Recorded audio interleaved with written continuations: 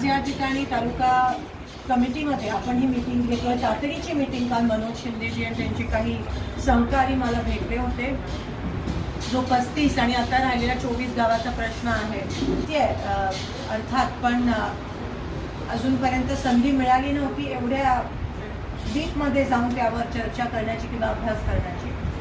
आणि म्हणून मी त्यांना काल विनंती केली की आज मी गणपती मंदिराच्या प्रतिष्ठापनेच्या सोहळ्यासाठी इथे उपस्थित राहणार आहे. ह्या पावन नगरीत मंगळवेढा इथे येऊन नेहमीच प्रसन्न वाटतं. साधू संतांची ही नगरी आहे आणि अर्थात सुरुवात इथे काळुंगे सरांसोबतच होत असते मी लहान असल्यापासून. आणि आता त्यांच्या आशीर्वादाने तुमच्या आशीर्वादाने 3दा आमदार निवडून आहे. आणि काल ह्या विषयात हात घालायचं ठरवलं आणि मी त्यांना विनंती केली की आज मी येणार आहे तर सगळ्या सरपंचांची जर भेट होऊ शकली तर योग्य राहील. अर्थात हा पहिला टप्पा आणि दुसऱ्या टप्प्यात प्रत्येक गावात जे 24 गावं असतील 35 गावं असतील जरी 12 गावं वंचित असतील त्या प्रत्येक गावात येण्याचं माझं नियोजन असणार आहे. अतिशय महत्त्वाचा हा प्रश्न आहे.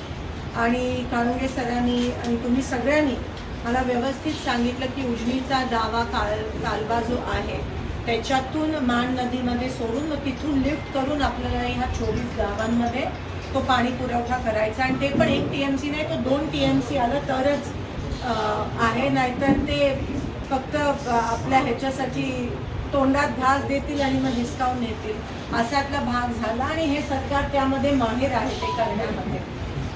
खरं तर मागच्या अधिवेशनात हा विषय आला होता पण माझा एवढा दांडगा त्यावर अभ्यास नव्हता म्हणून अर्धवट मला विषय घ्यायचा नव्हता तर अर्धवटच पाणी मिळालं असं. म्हणून हे आता 25-26 तारखेला आमचं अधिवेशन होणार आहे. परत बजेट अर्थसंकल्प अधिवेशन आहे. चान्स मिळाला नाही मिळाला पण 100% मी तो हिसकावून आणीन आपल्या हिस्साचा चान्स. आणि तिथे मागच्या वेळेस तुम्हाला माहिती आहे की अक्कलकोटचा 12 गावांचा प्रश्न होता. एक माणूस उपोषणाला बसला शेतकरी तो विषय मी मांडला. खरं तर मी असे विषय शोधत असते इलेक्शन असू देत नसू देत.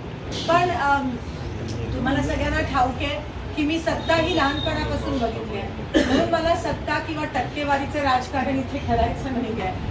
सुदैवाने लहानपणापासून लाल बत्तीच्या गाड्या बघितल्यात. मी वकिली केली आहे. मला सत्तेत फारसा रस नाही आहे पण जिथे लोकांचे प्रश्न असतात कुणास ठाऊक का मला हे आव्हान ज्याला चॅलेंज म्हणतात ते आवडतात. कारण का शेवटी भारत माता की जय जेव्हा आपण म्हणतो हे भारत देश ही तुमची सेवा आहे. ही भारत देशाचा आत्मा ही भारतात राहणारी लोक आहेत. आणि माझ्या सोलापूर जिल्ह्यात शिंदे साहेबांना अनेकदा खासदार म्हणून मंत्री म्हणून गृहमंत्री म्हणून पाठवलेला हा जिल्हा आहे. आणि जर मला संधी मिळते तुमचं काम करायला तर मी ती संधी का म्हणून सोडू. कारण का तुमचं कामच देश सेवा आहे माझ्या दृष्टिकोनाने.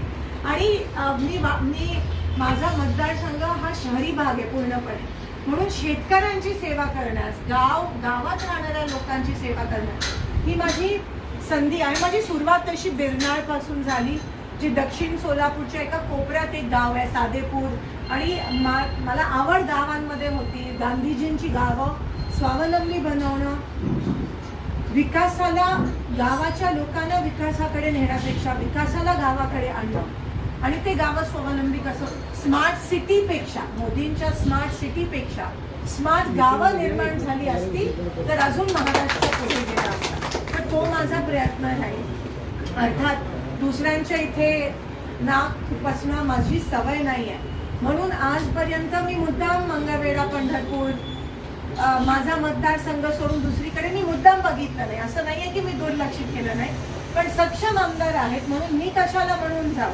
कोणी माझ्या ह्याच्यात येत नाही तर मी कशाला म्हणून जाऊ असा नेहमी प्रश्न पडतो आमदारांना. म्हणजे मेरे अंगणे में तुम्हाला त्याच्यामुळे ते एकमेकांचा आदर तशा पद्धतीत करायला पाहिजे. पण जर अगदीच अंत बघितला लोकांचा तर मग आता काँग्रेस पक्षाचा विचार जो आहे तो कोणी मारून टाकू शकत नाही. आणि काँग्रेस पक्षाच्या माध्यमातून आपण नेहमीच लोकांची तळागाळातली कामं केली. जर आज काँग्रेस पक्षाचा विचार जिवंत ठेवायचा असेल तर लोकांची कामं करणं ज्या लोकांना ह्या सरकारने जर वारेवर सोडलं आहे तर त्या लोकांना एक आश्वासन देणं ही एक CWCची मेंबर म्हणून आणि काँग्रेस पक्षाची महाराष्ट्राची कार्याध्यक्ष म्हणून मला वाटते की मी ही जबाबदारी पूर्ण केली पाहिजे. हे माझं कर्तव्य आहे, माझ्या वर्चस्वासाठी नाही. पण काँग्रेसचा विचार हा फक्त पसरवण्यासाठी नाही, पण लोकांना आधार देण्यासाठी पण आहे.